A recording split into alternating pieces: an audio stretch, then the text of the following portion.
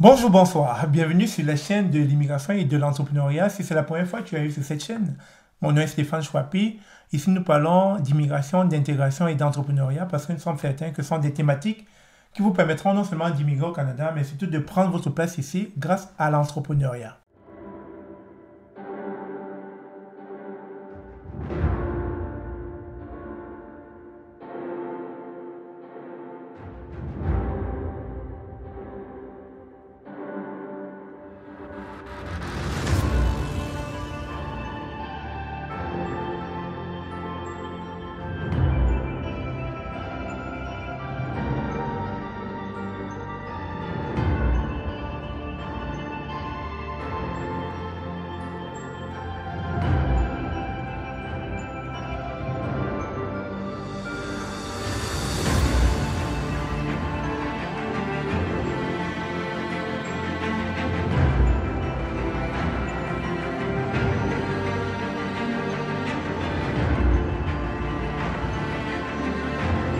Aujourd'hui, nous allons parler du nord de Winnipeg. Une fois de plus, c'est notre série de vidéos sur les Camerounais qui essaient du côté du Canada. Et cette fois-ci, il s'agit là d'un enseignant camerounais au nom de Colbert Moutet. Cet enseignant est arrivé au Canada et s'est empressé d'aller du côté du nord de Winnipeg. Et comme vous le savez, je vous l'ai dit, il y a un programme que le gouvernement fédéral du Canada a mis en place qui consiste à peupler les communautés rurales, les communautés francophones qui sont hors Québec.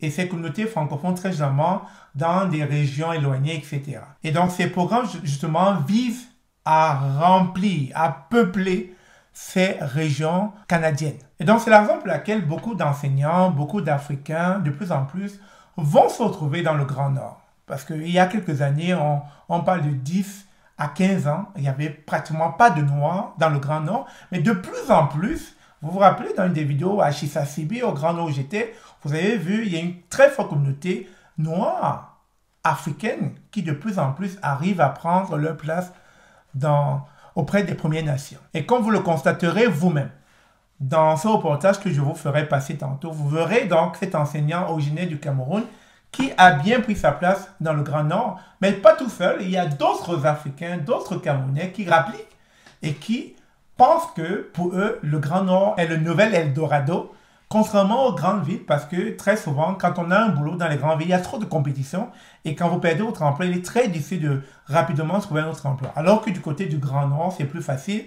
On a quand même une sorte d'assurance que son emploi est sécurisé et surtout que, vous savez, lorsque on arrive au Grand Nord, il y a déjà pas assez de personnes, pas assez de population, pas assez de main-d'œuvre, que lorsqu'on vous recrute, on tient à vous garder. Donc, c'est le cas de Colbert Moutet. Il va nous expliquer comment est-ce qu'il passe ses vies au Grand Nord, comment est-ce qu'il s'est retrouvé là-bas et qu'est-ce qu'il y gagne à y être. Colbert Moutet se sent chez lui à Thompson, situé à 660 km au nord de Winnipeg. Qui est bien la deuxième fois? Je veux voir. L'homme originaire du Cameroun enseigne à l'école communautaire La Voie du Nord depuis maintenant 4 ans.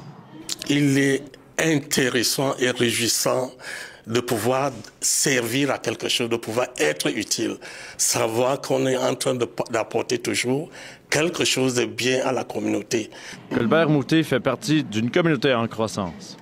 Le nombre d'immigrants d'origine africaine de cette ville de 13 000 habitants est passé de 110 en 2016 à 215 en 2021, selon Statistique Canada.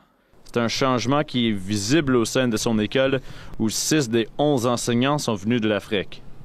Pour Colbert Moutet, le fait d'être entouré de gens avec un parcours similaire crée une bonne ambiance de travail. Quand on retrouve certains gens, certaines personnes qui ont les mêmes ressources, les mêmes racines, on se sent ravisé, rassuré. Les gens avec qui on peut coopérer facilement parce que on se connaît, nous avons les mêmes origines, on peut s'entendre facilement.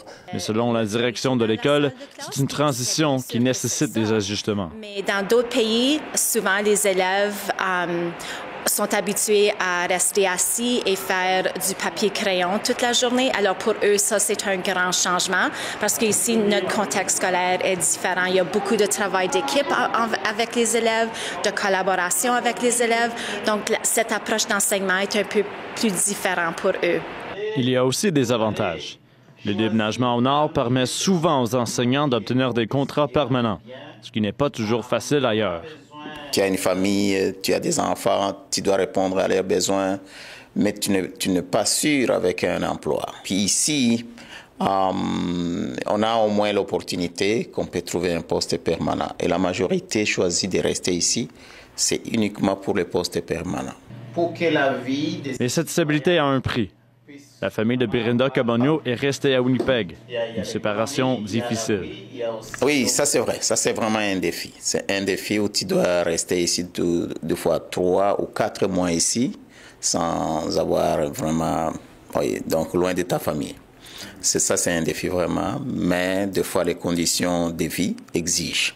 Comme vous le constatez vous-même, il n'y a aucun changement qui ne demande pas de sacrifice. Que vous quittiez vos pays d'origine pour le Canada, ou encore que vous soyez installé comme lui à Winnipeg et que vous quittiez Winnipeg ou alors Québec pour aller encore plus dans le Grand Nord parce que vous êtes à la recherche d'un boulot stable, c'est toujours une déchirure avec la famille. C'est toujours un changement de paradigme. C'est toujours une sorte de sortie de votre zone de confort qui, bien sûr, n'est pas facile, qui va vous demander beaucoup de sacrifices. Et à travers ce genre de vidéos, on peut le constater qu'on passera toujours à travers plusieurs sacrifices si on veut atteindre nos objectifs, si on veut dépasser le plafond de verre, si on veut réaliser de grandes choses. Sur ce, merci encore d'avoir suivi cette vidéo. On se dit à très bientôt pour d'autres séries de vidéos dans ce genre où les Camerounais continuent et maintiennent ce constat qu'ils prennent bel et bien leur place dans ce pays. Sur ce, je vous aime. À très bientôt.